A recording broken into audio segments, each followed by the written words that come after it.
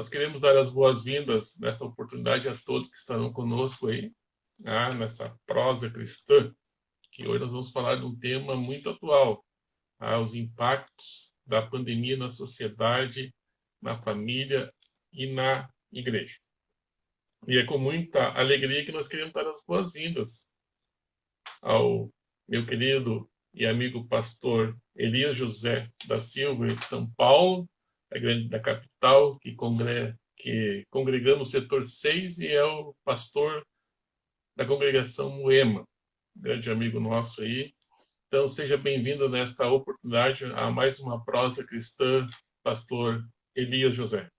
Pai do Senhor, Moledo, em primeiro lugar, é uma satisfação muito grande estar falando contigo mais uma vez, participando desse trabalho que o irmão vem desenvolvendo aí com bastante maestria. Deus tem abençoado muito. Eu tenho, na medida do possível, acompanhado os temas que têm sido tratados, os irmãos que têm sido convidados, e cada um tem dado uma contribuição muito importante, né? Sim. A maneira e a abordagem como tem sido feito os temas, né? Hoje vai ser uma prosa de fato. Primeiro Correto. porque nós vamos conversar, não temos a intenção aqui de esgotar o assunto, não somos especialistas no assunto, mas vamos estar falando como espectadores, né? Gente que está vivendo esse momento aí que todos nós ainda estamos atravessando, né? Eu gostaria também de início estender aqui a minha saudação ao pastor aí pastor Daniel com sua família aí na Pastor cidade de Daniel. Alvorada, o pastor Pitan, que já esteve aqui também, e outros obreiros Sim. que aqui estiveram. É sempre uma alegria muito grande, né? Deus possibilitou que nós tivéssemos acesso a vocês via o nosso amigo o pastor Alexandre, né? Juntamente com Correto. a sua família, e foi muito agradável, né? E isso é muito bom. Vamos aí ver Realmente. o que a gente pode estar Correto. conversando desse tema. Deus é precioso que nos une aí, né? Imagina só, o senhor lá do Nordeste, norte do país, nós aqui do Sul, dois extremos, e Sim, nos deu a oportunidade de nós conhecermos, ter essa amizade. Nós queremos também aí, a nossa saudação à irmã Débora, e as suas filhas também, e toda a congregação Moema aí, ao qual está em nosso coração, e em especial também ao pastor Alexandre, né? Que dispensa comentários aí.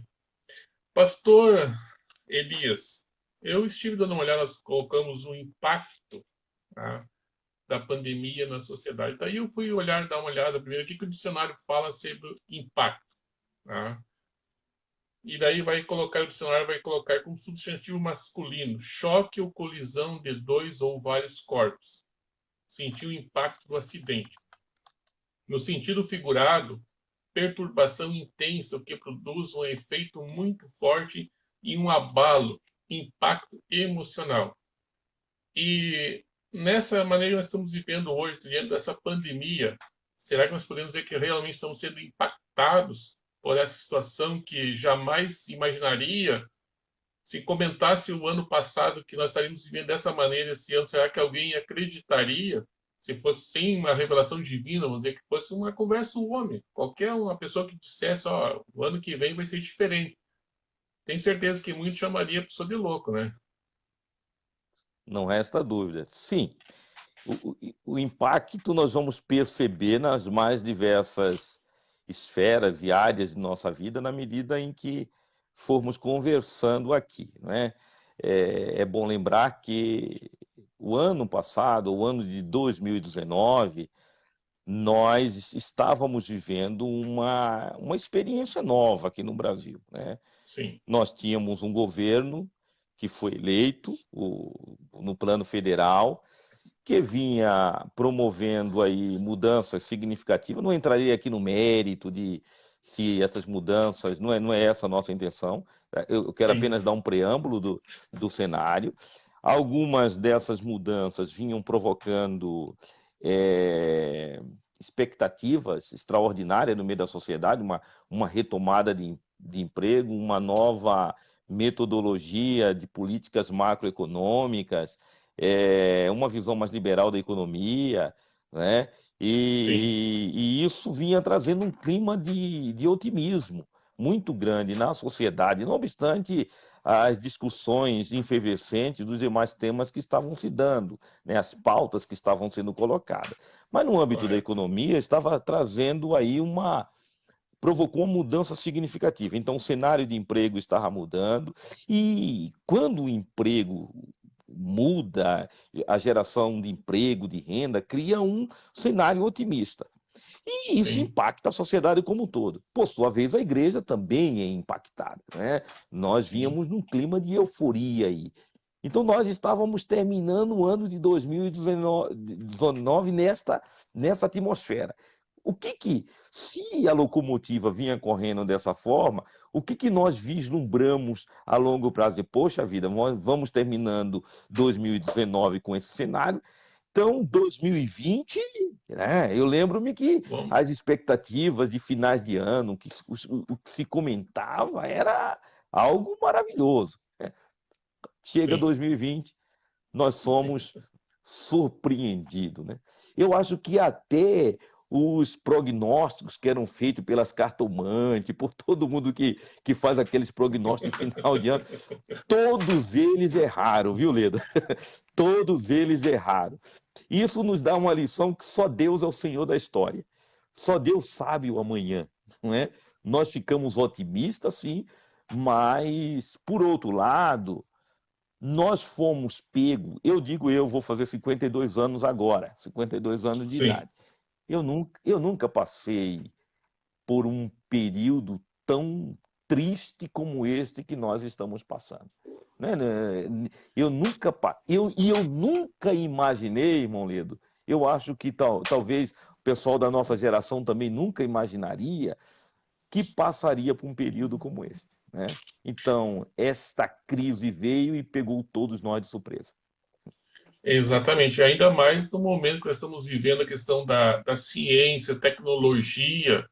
Olhava os relatos passados e parecia que era história passada que não ia se repetir. E foi se repetir em pleno século XXI, né? De uma maneira aí que não teve nem como, aliás, não teve nem como a pessoa reagir, não teve nem como a sociedade ter uma reação diferente do que aceitar o que foi imposto aí, né? E realmente impactou.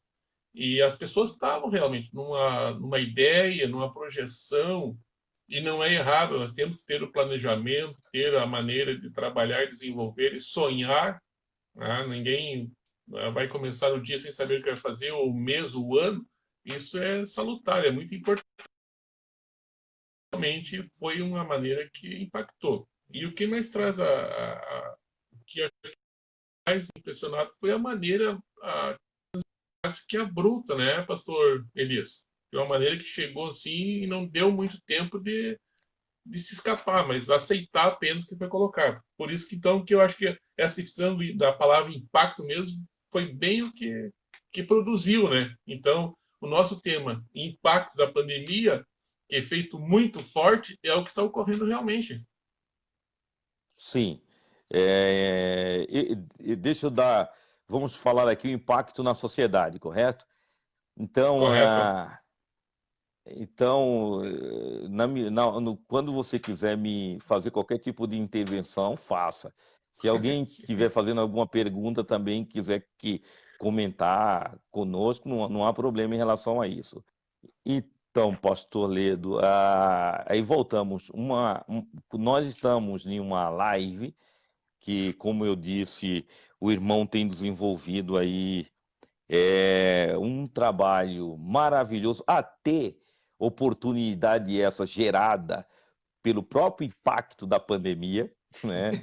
Não é isso? É uma verdade. Realmente. Então, em uma live denominado Prosa Cristã. A primeira pergunta que alguém pode. Até então, o irmão tem tratado de temas alusivos ao nosso meio, questões de ordem teológica, questões ligadas diretamente ao dia a dia da igreja. Foram os mais diversos temas que aqui foram tratados, não é?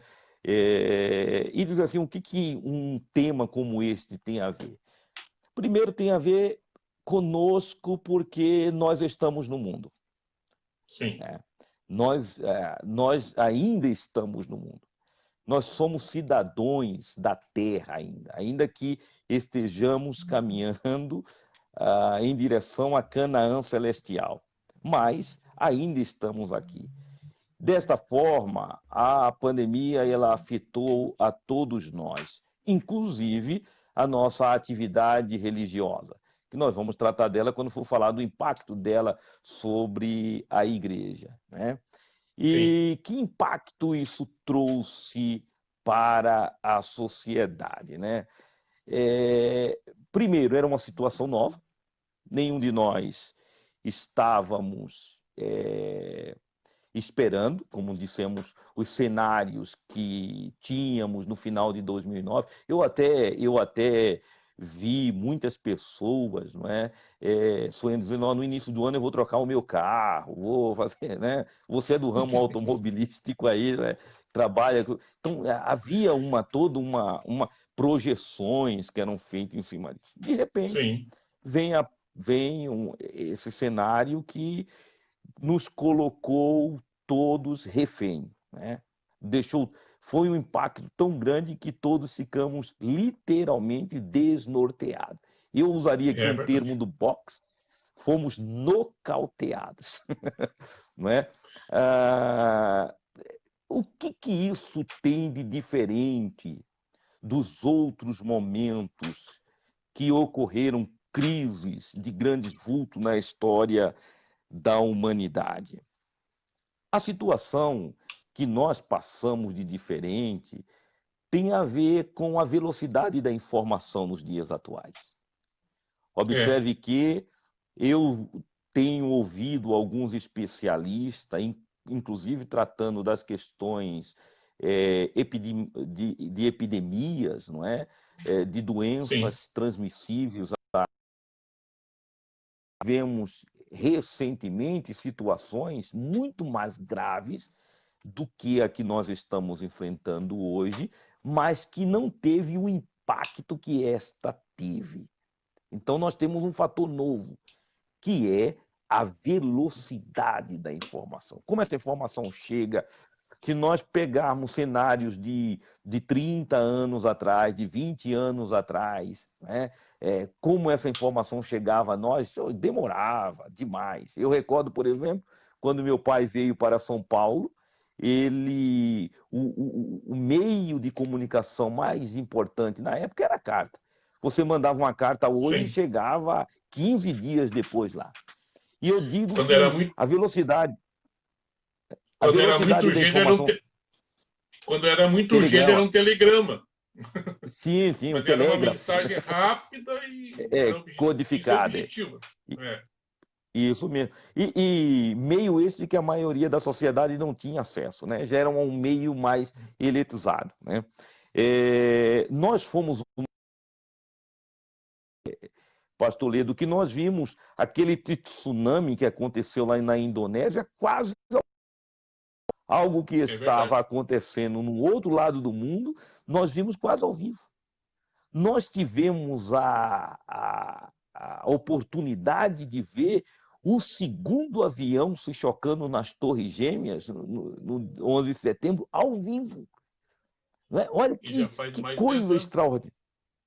Não é verdade? Então, a velocidade da informação. Então, com a ascensão disso que nós chamamos, desse fator novo, que está mudando, dando uma outra configuração nas formas de a sociedade se comunicar, que é o advento das chamadas mídias sociais. Uma delas nós estamos usando aqui hoje, que é o Facebook. Daqui a pouco você vai colocar no YouTube, não é? Tem o Instagram. Então, quer dizer, essas mídias, elas tiraram o monopólio da informação dos meios de comunicação de massa. Então É elas verdade. começaram a, não é? Elas começaram a nos influenciar de uma maneira muito significativa. Eu digo que as mídias sociais, elas tomaram uma projeção tão grande que os meios de comunicação de massa estão se tornando os obsoletos. Nós estamos usando mais esse tipo de mídia, né? Então, esse é um Nós fator novo. podemos, Esse é um... nós podemos observar ontem, por exemplo, na quinta-feira, que quem gosta, o brasileiro que gosta de futebol, que uma TV não está transmitindo mais futebol na quinta-feira, está pelo Facebook. Onde é que há um tempo atrás se Uhum, imaginaria uma situação dessa? Era coisa irreal, né? Coisa, e hoje perfeitamente. estão transmitindo, que estão colocando na rede social, está sendo utilizado mais do que uma própria TV, né? E olha a estrutura que tem uma TV e Uhum, uma rede social. justamente. Então, quer dizer, esse é um novo cenário que, de uma certa forma, contribuiu para esse momento em que nós estamos vivendo. Então, quer dizer, por exemplo, lá nós tivemos aqui a situação do Brasil, a notícia era que por volta de novembro, se essas informações não são confiáveis, porque o epicentro da crise foi a cidade de Wuhan, lá na China, né? Então, Sim, o que estava acontecendo lá, até mesmo, nós temos notícia que muitos chineses sequer tinham conhecimento, porque ele é negado dentro de um sistema totalitário, a informação ela não flui, né? Ela é sim. negada. Então, mais as informações que temos é que já no final do ano, o vírus estava circulando e dizimando pessoas pelo mundo, correto? Correto. Tanto é que o governo federal, ele emitiu uma, não sei se foi uma medida provisória, desculpe, não sei, eu não fui atrás desse tipo de informação, se foi, ou se foi uma nota de orientação, solicitando que os estados e capitais não fizessem o carnaval. É verdade. Não é verdade? Já Sim, temendo este quadro que se desenhava lá fora. O que, que acontece? Os governadores e prefeitos acharam por bem abrir a cidade porque disseram que iam perder muito dinheiro. Então, um vírus, que é um vírus que tem um poder de letalidade muito grande, que se transmite mais, se propaga pelas vias aéreas, respiratórias e tudo mais, eles foram importados no carnaval para cá. Olha, aqui em Moema, por exemplo, pastor Ledo, nós tivemos mais de 10 mil foliões nos carnavais de rua aqui que vieram lá de fora. Olha, sim. trouxeram o vírus para cá. Então, quer dizer, então, quando passa-se o carnaval, estoura a crise, a pandemia. Com um diferencial, deixa-me dizer. Qual é o diferencial aí? O diferencial é que, como aconteceu na cidade de Wuhan, na China, a China é um regime totalitário, comunista totalitário, o que, que fez a China? A China decretou um lockdown, ele fechou a cidade, correto? Fechou a cidade. Sim, E quando você vê as notícias e com a velocidade com que ela chega aos lares de todo mundo, e ela chegava os quadros mais aterrorizantes, não é?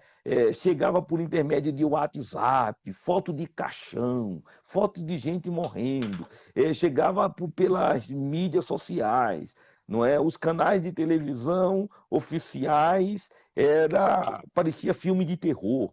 Isso causa um impacto muito grande. O que fizeram os nossos governantes? Nós que vivemos dentro de um regime chamado democrático, né, adotam medidas totalitaristas. Aí que é justamente a medida de também privar as pessoas das suas liberdades individuais. O que fazem eles? Fecha a cidade. Né? é. Quer fazer uma intervenção? E isso aqui depois de toda a cena que parece que foi meio programado, que criar todo o drama em cima das imagens, informações, e vai chegar no Brasil, vai ser da mesma maneira. E as pessoas, quando houve a situação de fechar tudo, as pessoas já estavam, já, como vamos dizer assim, com medo ou até mesmo já doutrinadas a aceitarem. Poucos reclamaram, poucos questionaram essa situação, né, pastor? E as pessoas aceitaram, Sim, até de bom porque grado, aí dá é para se uma dizer, porque... Sim, porque aí é uma reflexão mais filosófica, não é? Eu diria, o pastor Ledo, que um dos instrumentos de dominação mais eficazes é o medo. É, O medo é um instrumento de dominação. Quando você cria um clima de medo, naturalmente as pessoas começam a agir como cordeiros. Você está entendendo? Elas sim. aceitam e elas agem dentro de um efeito manada, ainda que de forma inconsciente. Vamos voltar um pouco e fazer uma reflexão sociológica, como o medo ele impera na sociedade. Nós estamos falando dos impactos na sociedade, então cabe isso aqui. Imagine, por exemplo, eu estou dizendo, eu tenho 52 anos de idade. Talvez nós estejamos perto aí, você é mais novo do que eu, mas aí eu penso Sim, da quase, seguinte quase, quase. maneira. É, Quase parei. observe quando a minha maneira, como eu fui criado, pastor Ledo, talvez não seja diferente da tua ou da maioria dos nossos companheiros que estão nos assistindo agora, nos vendo por intermédio dessa live. Por exemplo, nós fomos criados na rua, com liberdade, jogando bola de gude, taco, peão, empinando pipa. Né? Eu É sempre verdade. brinco que à noite nós saíamos, pastor Ledo, para pegar vagalume. Né? Na rua, à noite, juntava aquela molecada e ia pegar vagalume. Hoje nem vagalume tem mais, né? É, Mas pegava vagalume. Agora, com o passar dos anos, há uma nova mudança de comportamento oriunda do medo. O medo da violência, o medo do assalto, o medo do roubo, o medo. Aí o que que faz? Nós começamos a ficar trancados dentro de casa. Olhe para nossas casas hoje. Aqueles que moram em casa, moram dentro de umas verdadeiras fortalezas. é, Aqueles que a maioria optam para viver em apartamento porque questão do medo. Então nós temos os nossos filhos, por exemplo, que são literalmente criados dentro de casa, não são criados na rua mais. é. Esses filhos que são criados dentro de casa, eles quando vão para a escola, um carro vem buscar ele e levam ele, ou senão nós mesmos colocamos dentro do carro e levamos eles e vamos buscar, sim ou não? Não é verdade? Quando nós vamos passear com os nossos filhos, nós colocamos ele dentro do carro e vamos para dentro de um shopping center, porque é trancado também. O que que é isso? Isso é o medo. E É, nós fazemos isso, e nós fazemos isso quase que inconscientemente sem perceber, é verdade. certo? Então se instaura no meio da sociedade uma cultura do medo, você vai morrer.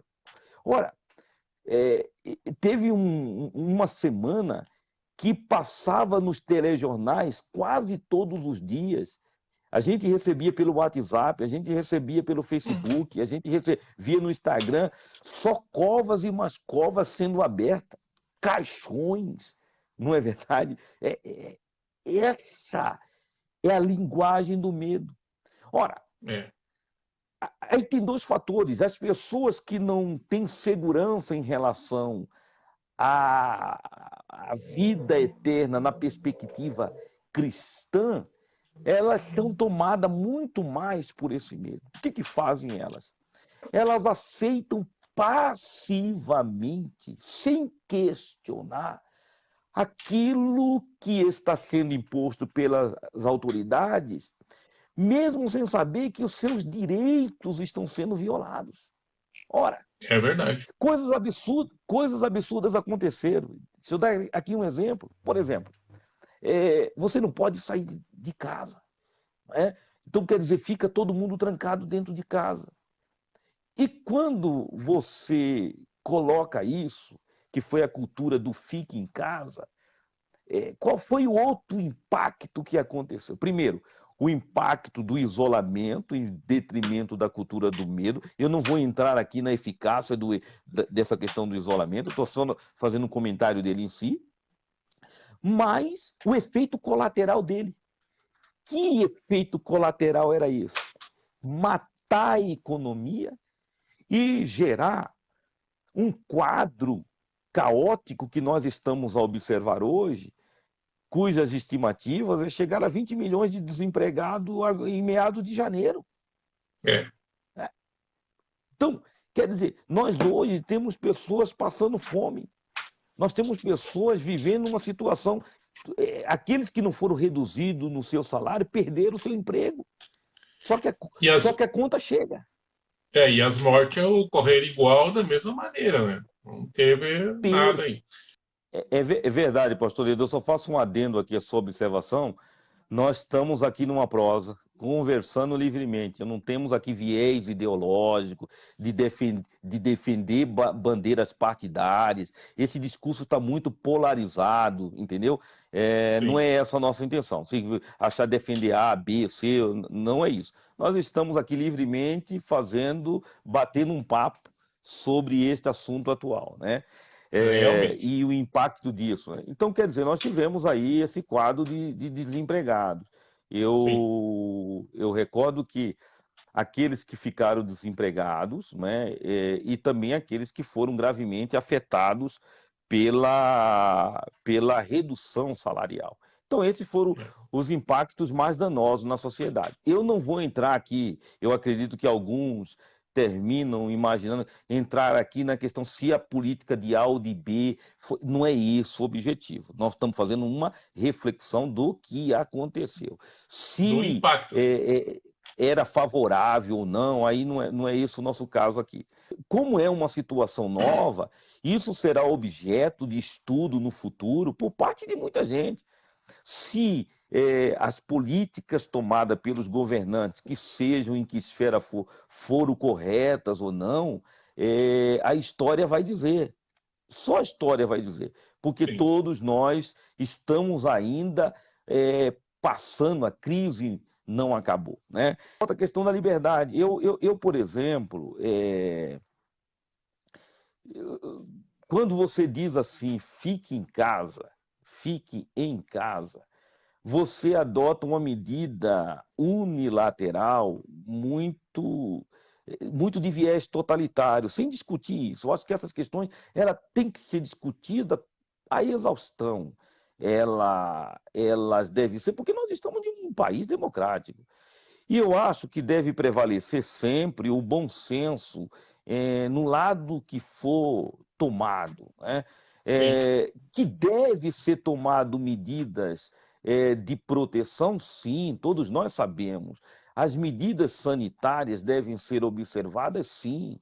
As pessoas que estão em um sistema de risco devem ser preservadas, sim, os idosos, enfim.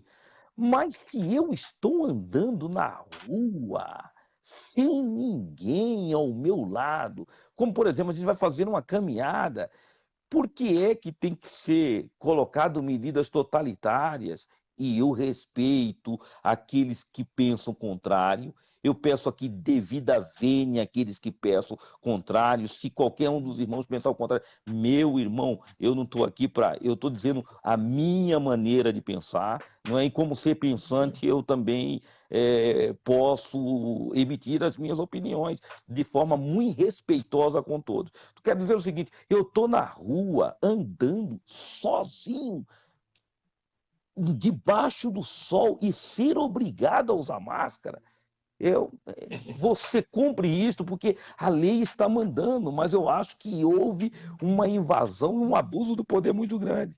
Então, se eu estou falando de impacto, eu estou dizendo também que não só na economia, mas a cultura do medo também impactou de uma forma negativa, e isto nós vamos sentir os efeitos disso lá na frente, no que tange às liberdades individuais. Isso é uma questão muito séria que deve ser levantada, questionamento, e daí bem que o senhor colocou, não tem nada de viés ideológico ou político, mas sim para nós debater de uma forma respeitosa, como o senhor colocou, e eu também concordo, porque eu acho um absurdo nós ter que andar de uma maneira que não tem uma comprovação e não se tem uma eficácia se realmente funciona ou não funciona. A gente faz, a gente cumpre porque é uma lei, uma determinação e porque respeita. Muitas vezes eu chego nos lugares, coloco a máscara por respeito às pessoas para poder respeitar, porque faz parte da nossa cultura. Mas eu acho que o debate, a discussão deve ser levantada, deve ser questionada, porque são direitos assegurados para nós pela Constituição que muitas vezes são nós tirados e que nós estamos aceitando de bom grado, parece deixando passar. Então, realmente, é uma situação que nós temos que pensar muito e é o que essa pandemia trouxe impacto na sociedade realmente nesses dias que nós estamos vivendo.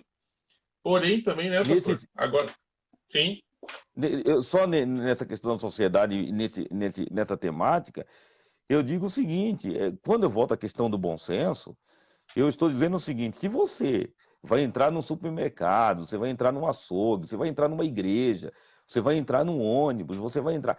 Nesse sentido, coloque a máscara. Você vai andar numa rua cheio de gente, não é verdade? sim, Uma via urbana lotada de gente, coloque a máscara. O que eu estou querendo dizer é o extremo. Por exemplo, eu estou dando uma volta num parque, como nós fazíamos aqui, volta no parque do Ibirapuera pela manhã, sem ninguém na rua. Só uma cidade fantasma, porque a cidade ficou fantasma. E eu ser sim. obrigado, não é? Então, é essa questão do bom senso. Mas, volto a dizer, respeito. Quem quiser dormir com máscara, durma com máscara. É um direito que cada um tem. Não, realmente. Agora também, essa pandemia trouxe um impacto dentro da família. Daí nós vimos várias situações aí que ocorreram, né, pastor Elias, ou que estão acontecendo, tá, de algo que a sociedade vive acelerada, estava vivendo, vamos supor, a 110 por hora, e daqui a pouco teve que reduzir para 40. E isso aí trouxe um impacto muito forte dentro da família, correto? Sim. A família, ela sofreu um impacto, pastor Ledo, em vários aspectos. Primeiro, na questão econômica. Né? A questão econômica. Se eu estou falando de Sim, uma família de classe média, média alta, ela se adequa melhor a determinadas medidas restritivas. Por exemplo, quem tem as suas economias em ordem, tudo certinho, pode ficar dentro de casa. Pode ficar dentro de casa porque ele consegue suportar esse impacto do ponto de vista econômico. Mas quando eu falo do cidadão comum, do pai de família que trabalha de manhã para trazer o sustento para casa à noite, para passar na padaria e comprar o pão, sim, da comerciante, que, enfim, isso criou uma situação insustentável. Quantas pessoas não foram impactadas de forma significativa do ponto de vista econômico? Por exemplo, eu digo, eu teve meses que cheguei a restrições, redução salariais significativas. Mas, quando sim, você vai negociar uma faculdade do filho, quando você vai negociar um aluguel, quando você vai. Ninguém reduziu. Quer dizer, as tuas despesas continuam as mesmas, mas os teus vencimentos foram drasticamente reduzidos. E aí eu vou mais, e aquele que ficou desempregado? E aquele que. Você está entendendo? sim, Aqui em Moema, por exemplo, uma rede, toda a área de bares e restaurantes ficaram fechados. E os garçons que foram tudo para casa, que os seus vencimentos, a maioria eram gorjeta. Como é que. Então, o impacto econômico foi o primeiro impacto significativo na família. Segundo, é com verdade. isto, qual o efeito colateral? Nós não estamos aqui inventando história, isso aí os meios de comunicação estão dizendo. Aumentou o quadro de violência familiar e É verdade. o quadro de separação de casais.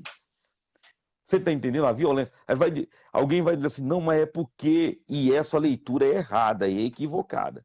Quando eu vejo alguém dizendo assim, porque o marido ficou dentro de casa. Não, não é isso. O principal fator é o econômico. Porque sim, quando o pai tá dentro de casa vivendo aquela crise, a crise do alimento que não está colocando sobre a mesa, a crise da discussão do aluguel que está atrasado, a crise da conta de água, a crise da energia elétrica, a crise. Então, isso cria tensões dentro do lar. Então, o fator econômico desencadeou um quadro de tensão familiar que gera discussões que geram atritos. Estou falando da sociedade como um todo, você está entendendo? E sim, esses sim, atritos culminam no quê? Muitas vezes em separações. Não é, estou falando de igreja, estou falando como um todo no âmbito da família. E como nós conhecemos muitos casos assim, né? sim, realmente. E porque até o pai ou a mãe que sustenta a casa, porque hoje não é só o homem que sustenta a casa, mas a mulher também faz parte, está sustentando na atualidade, ela não tendo, vendo a situação que está acontecendo, o filho pedindo comida, ou a situação que não consegue negociar e não pode fazer nada, não tem nem como sair de casa para trabalhar. Isso entra realmente, traz um desespero muito grande, as pessoas entram.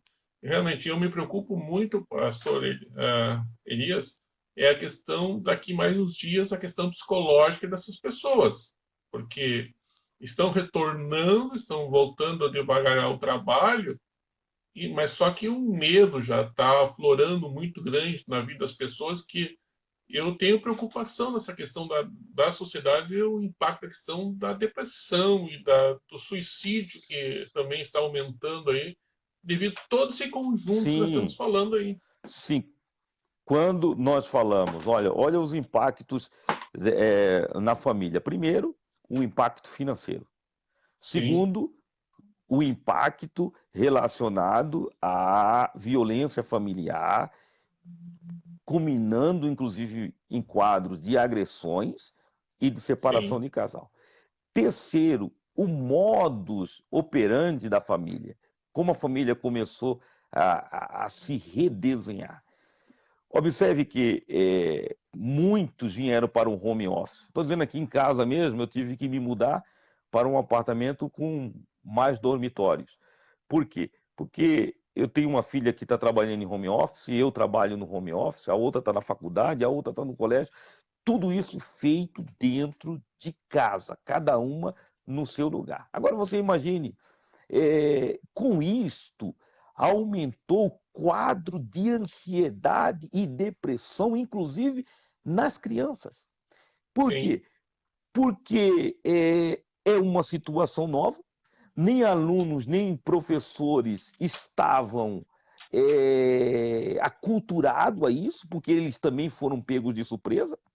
todos. Então, principalmente as escolas pagas começaram a mandar um volume muito grande de tarefas para o aluno fazer em casa e, e o isolamento, a falta, o distanciamento social nesse sentido, quer dizer, a falta de interação, a falta de diálogo. O ser humano é um ser gregário, ele tem uma necessidade de se comunicar, ele tem uma necessidade de se relacionar, ele tem uma necessidade de interagir. Não é? Foi isto que Sim, Deus disse lá no Éden a Adão, disse, não é bom que o homem viva só, a solidão é a pior.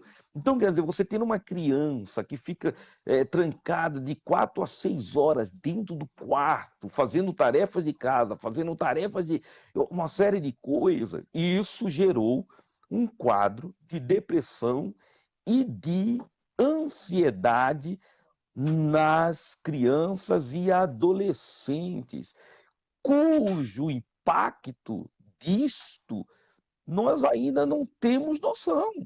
Está entendendo? correto. Sim, sim. E isso que e por isso que eu falo, é uma preocupação que eu tenho nessa questão, porque nós não sabemos e não tem a ideia mínima do que vai ocorrer. A gente tem só, como é que diz, só alguns reflexos que dá para observar da situação. Porque a gente vê as pessoas realmente angustiadas, daí a questão, o senhor disse 6 horas, aumentou 6 horas a mais, porque muitos já ficavam o seu tempo que não estavam na escola dentro de casa. Daqui a pouco o que era para ser um momento de descanso, aí, tá dentro da sua casa, virou também o seu ponto de trabalho, como o senhor colocou aí, né? O seu passeio é dentro da casa, que não sai, vai de uma peça para outra, né? Tudo ficou dentro daquela peça. Na realidade, nós estamos presos dentro da nossa própria casa. E quem é que gosta de estar Sim, preso? Quem é que gosta de estar restrito a não sair, a não poder sair, né? eu fazendo um link do primeiro ponto que nós falamos da sociedade com link na família, estou vendo aqui a observação que o irmão Luiz, eu acho que é lá de Santa Rosa, ele está dizendo que Santa Sim, Rosa teve um aumento de 41% possíveis infectados pelo Covid, não é? É um sim, número significativo esse que está sendo colocado por ele aí na situação de Santa Rosa. O que nós queremos colocar, irmão Luiz, de uma forma muito respeitosa, é que o Brasil é um país de dimensões continentais, não é? Eu acho que as políticas que devem ser adotadas em Santa Rosa, levando em conta o quadro que se desenha, não só em Santa Rosa e nos seus entornos, deve ser pensado pelos gestores públicos daí. Agora, imagine o seguinte: se Santa Rosa tem um percentual desse, mas nas demais cidades tem um percentual muito inferior a isso, significa que a medida que eu vou aplicar em Santa Rosa, eu tenho que aplicar em todo o Rio Grande do Sul. Essa é uma discussão que tem que ser feita. Eu entendo que não. Respeitosamente, eu digo que eu entendo que não.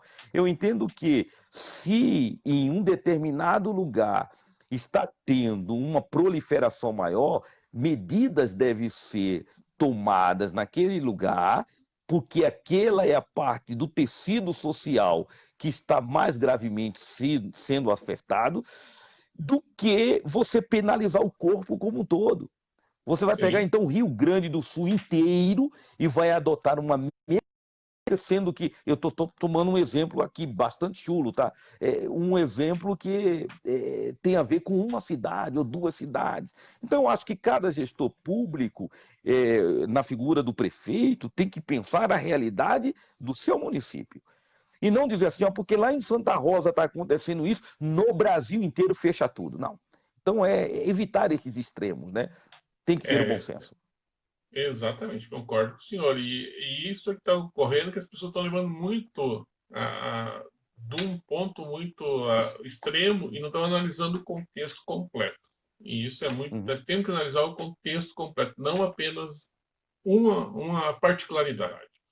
Nós falamos na sociedade, a pandemia na sociedade, falamos da família, do que está ocorrendo, porém também, agora, tem um impacto na igreja.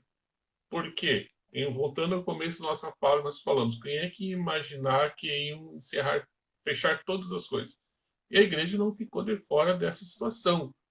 E aí se houve alguns pontos até extremos de um acirramento, né, na questão religiosa, e nós não ficamos isentos dessa situação da questão do impacto na igreja. Qual que seria os principais fatores, pastor, aí que mais atingiu a igreja? A gente sabe que tem várias situações, mas o que mais trouxe dentro da igreja nos dias atuais? O impacto que acontece na sociedade, a igreja está inserida no contexto social, né? Então, todo Sim, impacto que acontece na sociedade, de uma certa forma, afeta a igreja. Quando nós falamos do impacto que acontece na família, a igreja ela é um corpo que é constituída por famílias. só Então, dando, consequentemente, se não tiver sociedade, não tiver família, não tem igreja, né? perfeito, perfeito, perfeito, pastor Ledo.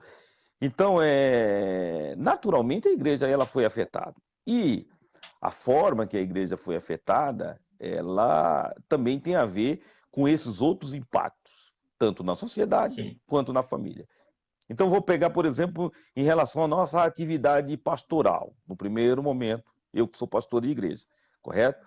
sim, Então, você tem um primeiro momento no exercício da tua atividade pastoral, chega uma determinação dizendo fecha a igreja, coloca as famílias dentro de casa. Este quadro que nós desenhamos de família, de violência, de separação, de questões de ordem econômicas, questão de enfermidades, de pânico, de ansiedade, de depressão, afeta a igreja. E se afeta a igreja, nós, enquanto pastores, estamos cientes disso. Qual é o agravante disso tudo? É que quando uma família na igreja ela está em crise, ela no templo, ela recebe o seu conforto espiritual. No Sim, templo, ela no culto coletivo, é um momento de renovação espiritual. É um momento de troca de experiência, é um momento de calor humano, porque a igreja ela se consolida enquanto corpo na sua atividade do templo. O templo tem correto. uma informação, uma importância singular para a igreja. Ainda que movimentos chamados de desigrejados, não é, venham defender outra tese, eu até entendo que um desigrejado ele está dizendo sem fora da igreja ou sem igreja, é meio complicado isso. Mas nós só somos igreja na seu sentido bíblico.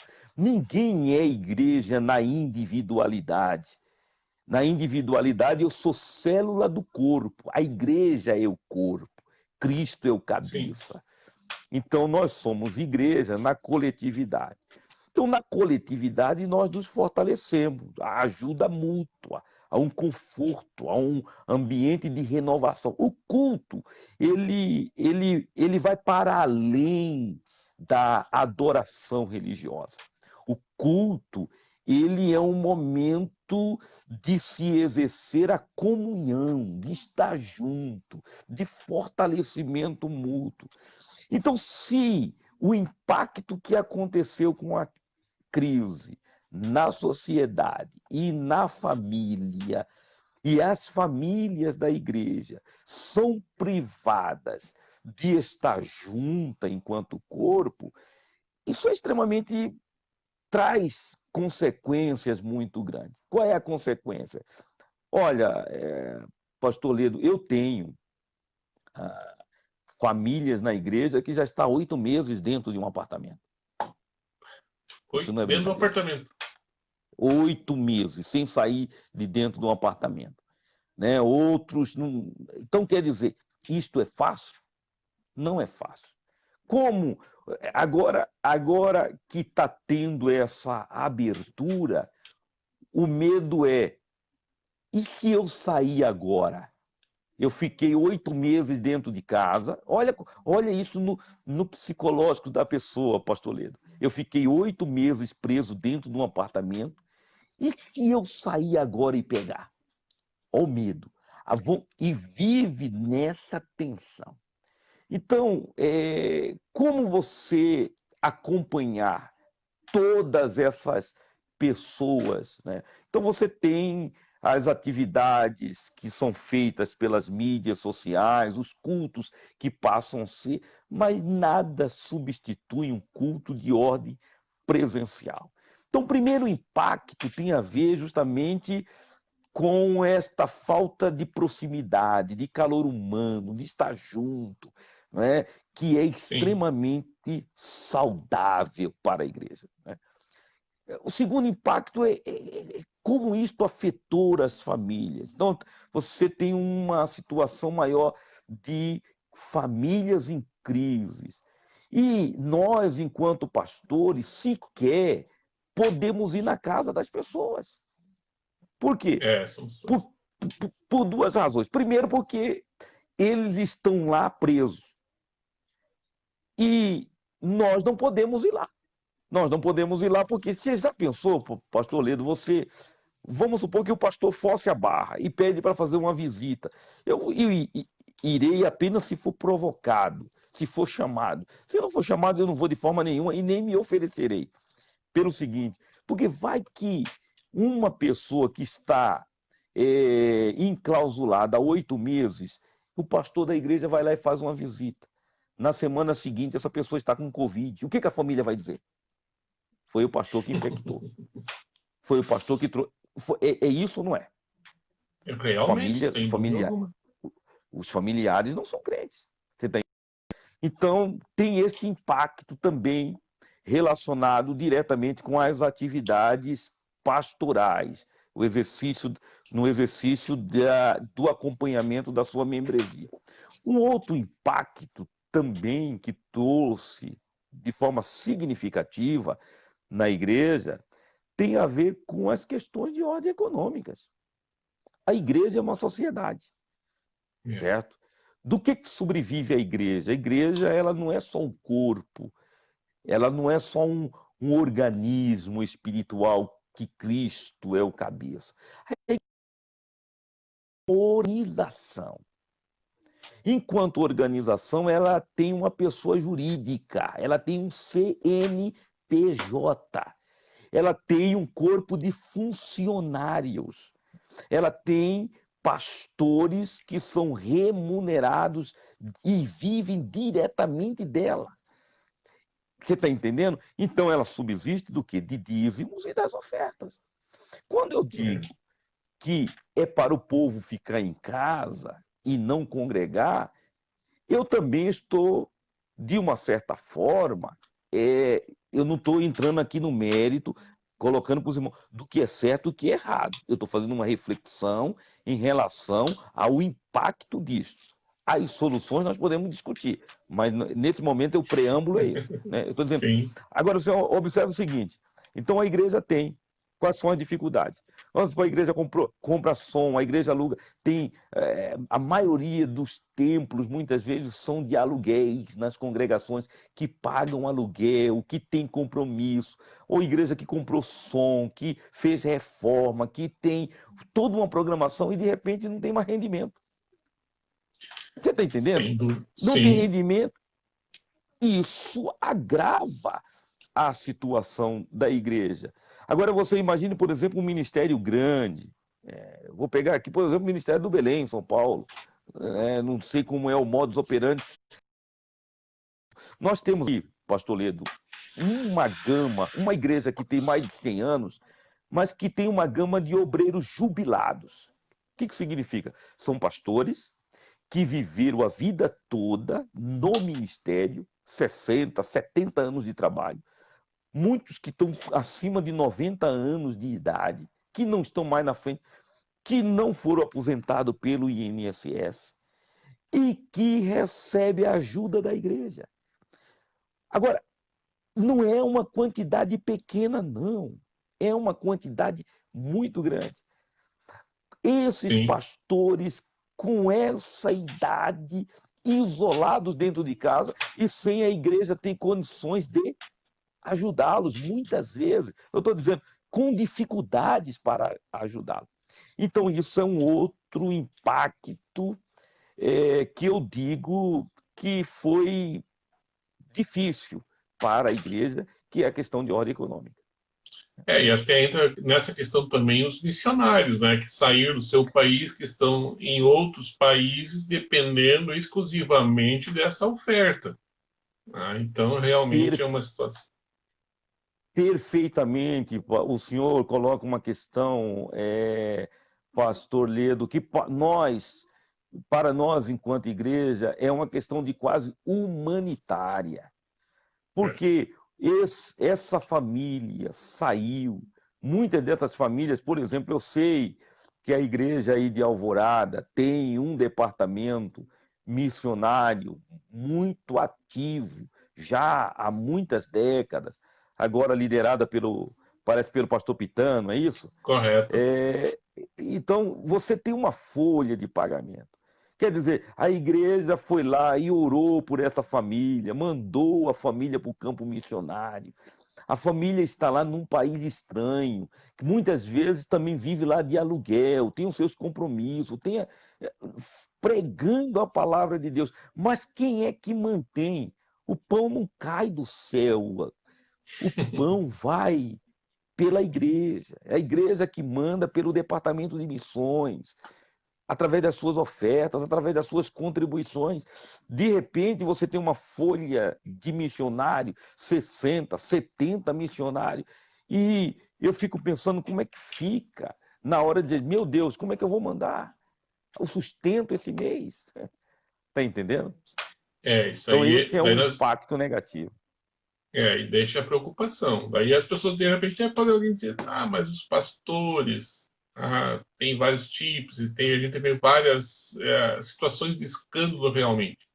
Agora nós estamos falando aqui dos servos de Deus, aqueles que amam a obra do Senhor, dos pastores que têm responsabilidade, têm compromisso com o reino de Deus e que cuidam da igreja como a noiva do Cordeiro realmente ali, não os aproveitadores, porque hoje nós temos vários tipos de pessoas, vários que usam o nome de pastor, mas são lobos aí que estão aí.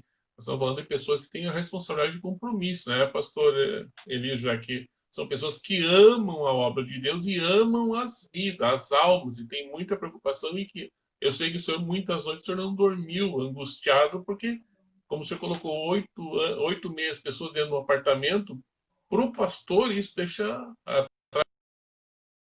ver a pessoa desenvolver e ter uma vida abençoada por Deus e ser feliz servindo ao Senhor. Isso mesmo.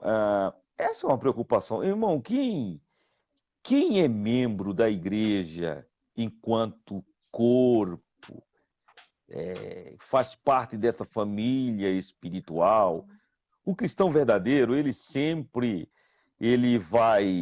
tem consciência daquilo que Cristo fez por ele, e É ele verdade. tem o seu maior prazer em fazer a obra do Senhor e em dar a sua contribuição. Ele fica inquieto.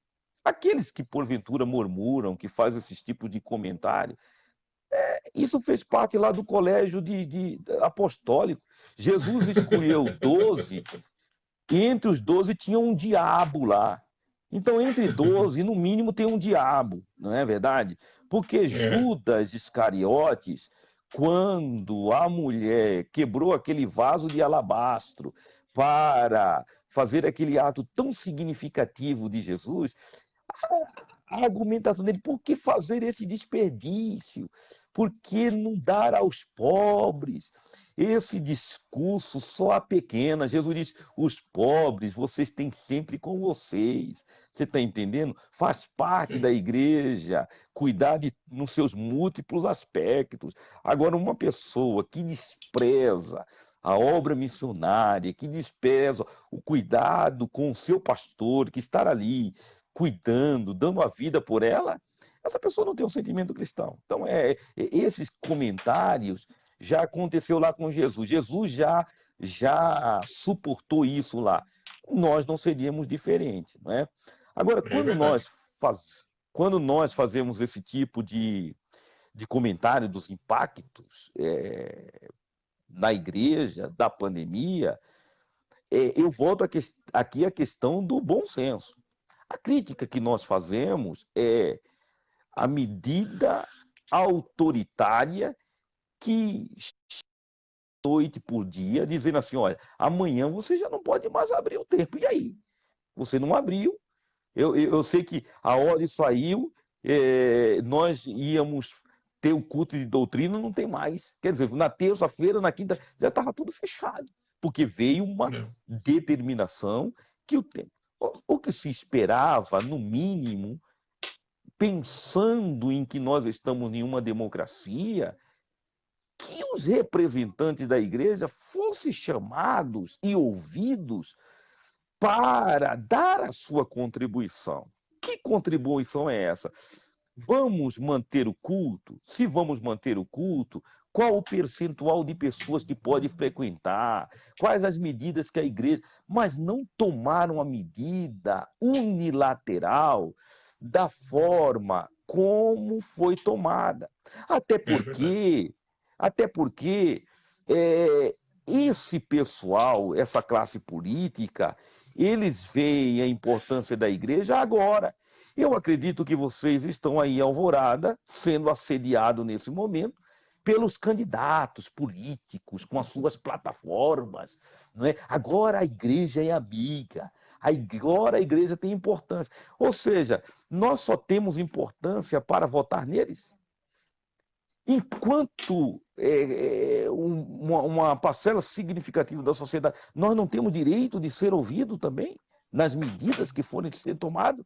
Então, quer dizer, o nosso voto tem valor, mas o nosso posicionamento não tem valor nenhum. Essas são questões. Quando nós precisamos tomar o caminho do meio, eu estou dizendo que nós precisamos ter bom senso. Eu acho que tanto a igreja precisa ter bom senso, quanto os nossos governantes precisam ter bom senso. Para que haja o bom senso, é preciso sentar à mesa e discutir e tomar medidas que visem o bem comum, não medidas assodadas como tem sido tomado. Isso são Verdade. próprios de regimes totalitários, né? Não de democracias. É verdade. Nós temos que prestar atenção nessa questão. Muito bem colocada, pastor. Muito bem colocado. Até eu estava falando muito bem colocado, o pastor Moisés Teixeira Paz está colocando. É isso aí, pastor. Muito bem colocado. É o que o pastor Moisés está colocando aqui realmente. E é a ponto que nós precisamos levantar o questionamento, esse pensar, esse falar dessa situação aí. Não podemos aceitar e ficar assim tudo certinho, não. Daqui a pouco vão. Mas, pastor Elias, nós tínhamos colocado aí que toda a situação, de todos os dramas que se vivem, os traumas, o impacto, Deus está no controle de tudo. Essa é a primeira colocação, e pode ocorrer o que acontecer, Deus está no controle. Deus não perde nenhum momento, perdeu o controle, nada pegou Deus de surpresa. Para nós até pode ser uma situação que nós ficamos surpresos, mas Cristo, Deus, não, nada, tudo está no controle dele. E o que ele nos deixa, pastor? O que o senhor, como pastor, o que nos deixaria para nós, como cristão, como para a sociedade, para a família e a igreja, diante de todo esse impacto? Qual é o nosso papel e o que nós devemos fazer? E qual é a nossa atitude diante de toda a situação que estamos vivendo? Aí, pastor Ledo, eu faço aqui duas considerações. Quando nós pensamos na questão da sociedade, nós somos igreja, mas também somos cidadãos, né? Sim. Nós estamos vivendo um momento muito ruim. Eu acho que eu nunca vivi um momento tão chato como este. Eu digo chato porque é uma geração de muito mimimi, é muito dodói, você não pode falar nada, você não pode ter opinião própria. Você está entendendo? Você tem que Sim. seguir. Há uma polarização negativa, uma briga de direita, de esquerda. Eu sempre tenho dito aqui para os irmãos, eu não sou nem de direita nem de esquerda. Jesus disse que não é para ir nem para a direita nem para a esquerda, né? Nós temos que olhar para ele, olhando para Jesus. Então, quer dizer, eu digo que o meu Messias é Jesus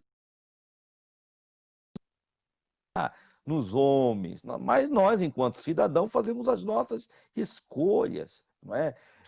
Não devemos impor essas escolhas a ninguém. Eu acho que é preciso bom senso. Eu acho que qualquer tema que você coloque para discussão tem que ser feito de forma respeitosa. Existe um pensamento totalitário que tem tomado conta da sociedade e um nível de agressividade muito grande. Não é? Você pega, por exemplo, nós estamos discutindo um tema como esse, no sentido de uma prosa, de uma conversa. Pode ser que colorações, um ou outro, não. É preciso respeitar a opinião das pessoas. É preciso entender que o que se deve prevalecer não é o argumento da força, mas a força do argumento. É preciso debater de forma adulta, falar como gente grande, não é?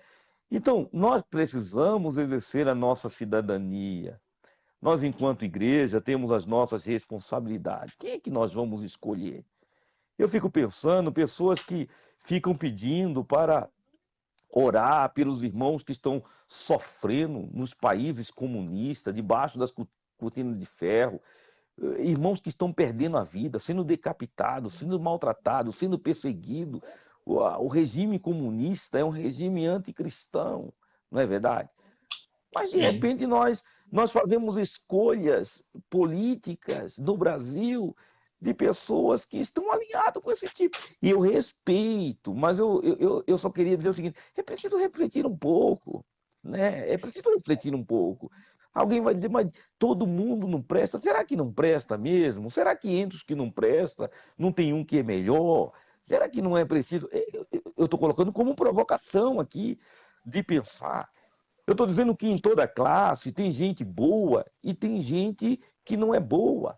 Se no é meio verdade. político, no meio político é quase impossível encontrar gente boa, mas vamos procurar aqueles que melhor atendem a nossa forma de pensar, né? No meio Sim, evangélico, no meio evangélico é a mesma coisa. Tem um monte de pastores que não valem nada. Desculpe-me, eu sou pastor, mas eu sei que tem um monte que não vale nada. Você está entendendo? Que de homem de Deus não tem nada, que não dá o devido valor ao ofício que Deus lhe entregou. Mas é perigoso, toda generalização é perigosa. Eu digo que em qualquer meio é preciso que nós façamos as nossas escolhas. Por outro lado, é preciso que haja equilíbrio. Um apelo que eu faço é que haja equilíbrio, que discuta respeitosamente. Eu tenho irmãos cujo o pensamento político deles eu detestaria, mas convivo com eles como irmãos em Cristo de forma respeitosa. É isso que é preciso. Não é porque tenha um pensamento diferente do meu que ele é meu inimigo. Ele tem uma visão de mundo diferente da minha, mas eu respeito. Se ele abrir o momento de nós discutirmos, discutiremos respeitosamente. Então, essa é a primeira ponderação que eu faço, porque os ânimos estão sim. muito acirrados. A segunda observação aí, relacionado à igreja, que eu coloco aqui, pastor Ledo, é que a igreja ela está caminhando para o céu. Então, eu acho que a igreja tem que voltar a aprender a orar. A igreja, ela não provocará mudança nas sociedades por causa das escolhas políticas que ela fez. Ela até pode fazer, mas a sua esperança não está nisso. A igreja provocará mudança significativa na sociedade quando ela cumpre o seu papel como sal da terra. Quando ela começa a influenciar o mundo pela sua maneira de se comportar na sociedade. Então, a igreja precisa voltar a orar. Quando eu vejo as defesas que alguns fazem da participação política da igreja, e eu não vou entrar aqui no mérito, tá? Eu acho que respeito tudo, eu tenho as minhas escolhas também, mas eu quero dizer o seguinte, que os exemplos que trazem são exemplos muito fracos. Alguém diz assim, não, mas olha as mudanças que Daniel provocou nos seus dias, porque exerceu um cargo político. Ninguém votou em Daniel, não. Foi Deus que colocou Daniel lá. Não fizeram uma eleição lá em Babilônia para eleger Daniel, não. É verdade. Portanto, Daniel não foi eleito pelo voto popular. Segundo, diz, veja o governador do Egito, José, olha o que José fez. Né? A gente sempre vamos ouvir esses tipos de argumento. Eu pergunto, Você quer passar pelo que José passou para chegar lá? José não fez uma campanha política, não foi aí na igreja de Alvorada e disse, oh, vote em mim, porque eu vou. Não. José foi e chegou onde ele chegou, porque Deus quis que ele chegasse. Eu não quero dizer com isso que a igreja também não pode ter a sua participação, que a igreja não pode. Eu quero só dizer o seguinte, que a fé da igreja não pode estar nessas coisas. É preciso ter uma separação muito grande entre igreja e política. É verdade. O púlpito é um lugar solene para a propagação da palavra de Deus. O púlpito não é lugar de política. A igreja pode exercer o seu papel político, os irmãos podem exercer a sua. Mas eu ainda na escola que o púlpito não é lugar de se fazer política. O púlpito é lugar de se pregar a palavra de Deus. Entendeu? Então Sim, sim. essa que deve ser a contribuição da igreja. A igreja cumprir a sua missão espiritual. E eu acho que a igreja tem deixado de ser igreja, porque ela tem se tornado mais militante do que corpo. Né? Isso é um problema, né? Grande. Isso é um Grande. Porque, problema. por exemplo, se você pega, por exemplo, com a eleição, e aí eu volto aqui a dizer, volto a comentar aqui para os irmãos, eu estou fazendo uma reflexão da conjuntura em que nós estamos. Com a Sim. eleição do Bolsonaro, por exemplo, o que ficou para a sociedade? Ficou para a sociedade que o Bolsonaro é o representante da igreja. Bolsonaro não me representa. Eu oro por ele enquanto presidente da República, acho que ele acerta em muita coisa, você está entendendo? Eu votei nele, você está entendendo? Porque o quadro político me impôs isso, você tá... Entretanto, eu acho que ele erra e acerta. Eu acho que, agora, enquanto cidadão e enquanto crente, eu oro por ele, mas eu não fico nessa militância. Ah, ele vai mudar, vai mudar. Ele é um homem cheio de falha. Eu vejo alguém dizendo assim, quando nós falamos de pauta de costume, não, porque ele está em defesa da família. Não sei se ele está em defesa da família. Ele defende algumas pautas da família, mas ele teve 4 casamentos. Então, quer dizer, ele me representa enquanto família? Está no 4º casamento. Pode ser que acabe esse e vá para o 5º casamento. Sei lá. Você está entendendo? Então, ele me Sim, representa sim. enquanto... Não, ele não me representa. Eu oro para que ele dê certo. Porque é meu dever orar pelas autoridades constituídas. Eu não torço para que ele dê errado. Eu estou no barco. Se ele der errado, o Brasil afunda. Então eu torço para que dê tudo certo. Mas não é porque é ele, é porque qualquer um que lá estivesse. O meu dever era estar orando e torcendo para que dê certo. Eu torço para que o Brasil dê certo. Esse é o mandamento bíblico, nós orar pelas nossas autoridades constituídas. Aí, qualquer um, seja o presidente, seja o governador, seja o prefeito, se eles estão ali, eles foram constituídos. De alguma maneira, eles chegaram àquele cargo ali e são alvos das nossas orações. E isso nós devemos, como igreja, devemos realmente ter esse pensamento.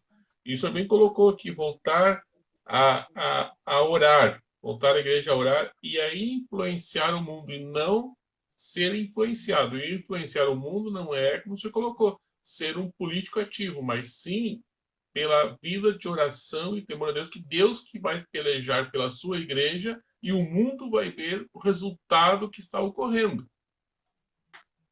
Sim. O mundo vai observar que Deus está com a sua igreja, que está com o seu povo. Você quer ver um exemplo? Quando nós, aí vamos entrar aqui na questão espiritual do momento em que nós estamos vivendo. Primeiro que eu não sou daqueles que tudo que acontece é o juízo de Deus. Tem aqueles que... Eu vejo pregadores pregando, e eu faço parte dessa geração, viu, Ledo? Mas diz assim, não... Por exemplo, eles pegam exemplos assim, o capitão lá do construtor do Titanic disse que nem Deus afundaria aquela embarcação. Aí Deus foi lá e afundou. Eu pergunto que Deus é esse? Então, quer dizer, o camarada fala uma idiotice, o cara fala uma bobagem, e aí Deus matou toda uma multidão de gente que estava dentro do navio porque Deus não gostou do que ele falou. Tenha santa paciência, não dá para entender essas coisas. Fazer esse tipo de associação. Ah, não, porque o cantor fulano de tal falou isso e Deus o matou. Eu não faço esse tipo de afirmações porque eu não encontro respaldo bíblico para isso. Eu digo que se Correto. tudo que se diz Deus fosse lá e matasse, eu acho que no meio evangélico, até mesmo no meio das lideranças evangélicas, muita gente já tinha morrido. Mas porque Deus ele é misericordioso, Deus é amor, ele é bondade, ele não... nós estamos vivendo em meio à dispensação da graça. Então nós temos aquele grupo que diz tudo o que aconteceu, Deus foi lá e penalizou. Eu acho que não. Eu acho que coisas acontecem, sim, por causa da pecaminosidade do homem. Deus poderia impedir na sua, por intermédio de suas ações, algumas coisas, mas a sua vontade, muitas vezes, de querer fazer o bem, ele deixa de fazê-lo na sua vontade permissiva, porque o homem está colhendo aquilo que ele plantou. Então, esse é o momento que nós estamos vivendo. Eu não digo que Deus mandou essa praga de maneira nenhuma. Eu não sei se essa praga foi feita em laboratório. Eu não sei. Eu sou ignorante em relação a isso. E eu tenho que reconhecer a minha ignorância. Se foi feita em um laboratório, eu não sei. Eu sei que nós estamos vivendo esse momento que aí está. Né? Por outro lado, esse ambiente que nós estamos vivendo, volto a dizer, nos traz uma cultura do medo. Essa cultura do medo faz com que nós aceitemos qualquer coisa. Aqui em São Paulo nós estamos vivendo isso. O governador do estado de São Paulo quer obrigar todo mundo a tomar vacina. Né? Então, quer dizer, uma vacina que ainda não foi aprovada pela Anvisa, uma vacina que ainda não tem comprovação científica. Alguém pode não gostar disso que nós estamos dizendo, mas isso é um fato. Diversos especialistas têm falado a respeito disso. Você pega as vacinas, em média são 5 anos para aprovação. Dentro de 8 meses, aprovar a toco de caixa e você injetar alguma coisa dentro do meu corpo, contra a minha vontade, que eu não sei se isso vai ser bom ou não. Então eu torço para que seja bom, eu torço para que dê certo, mas eu acho que as coisas não podem ser feitas de forma assim, tão assodada. Né? Então nós precisamos ter muita cautela em relação a isso. Realmente, e pensar um pouco mais antes de dar a opinião e tomar uma posição a favor ou contra, analisar os prós Sim. e os contras com muita cautela realmente. Porque hoje, muitas vezes, nós não paramos para pensar na questão da agitação, da correria do dia a dia, da informação que hoje, quanta informação nós recebemos diariamente? São milhares e milhares, não processamos as informações, não estamos processando. Então, é muito importante nós analisarmos esse ponto aí. Então, eu quero deixar aqui, pastor, agora deixar suas considerações aí, também estará orando por nós aí, abençoando a todos os irmãos que estão conosco aí, que é uma prosa cristã, né? Estamos falando um assunto que não está relacionado com a Bíblia Sagrada, mas dentro de um contexto cristão, um pensamento cristão, e não podemos encerrar sem orarmos junto aí. Então, pastor Elias Chara, as suas considerações também estará orando por nós aí.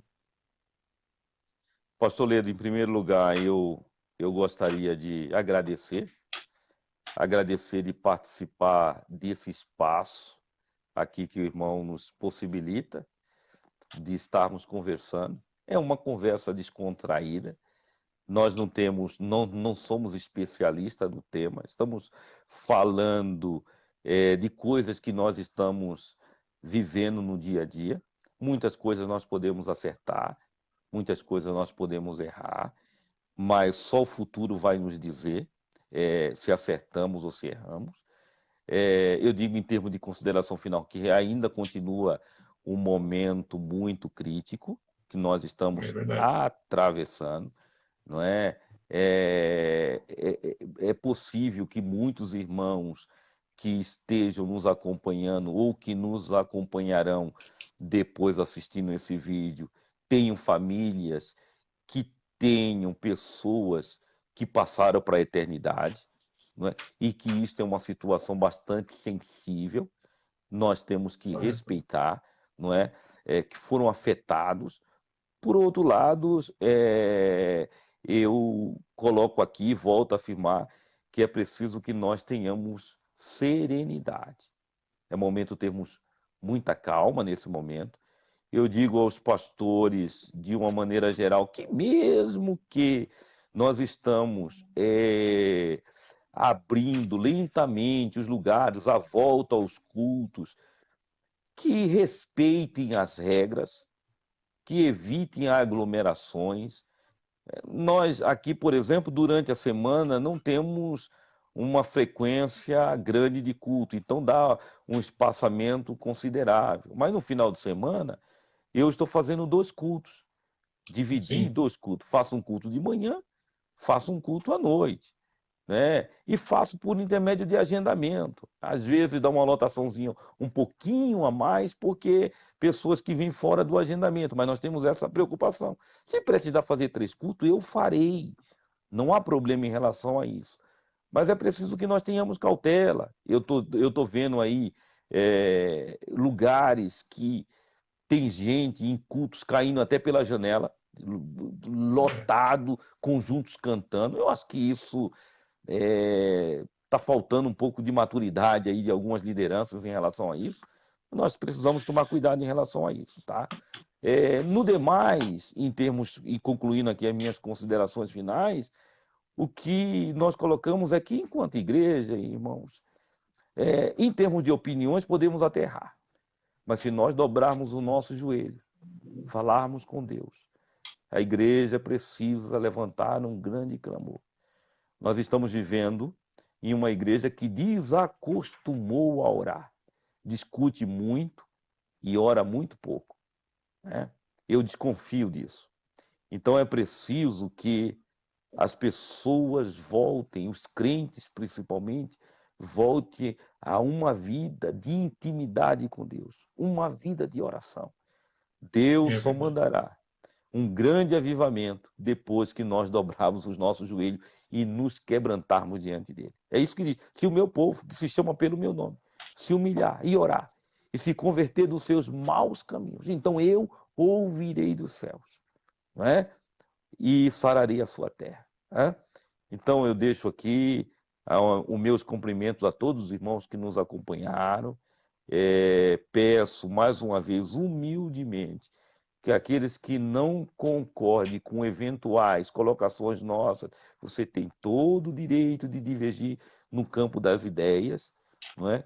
Mas ore por nós estamos caminhando para o céu junto, né? Amém. Vamos orar? Amém. Um dia nós vamos nos encontrar todas as nações celestiais e tudo isso vai se passar e vamos ter uma nova vida aí com o Senhor.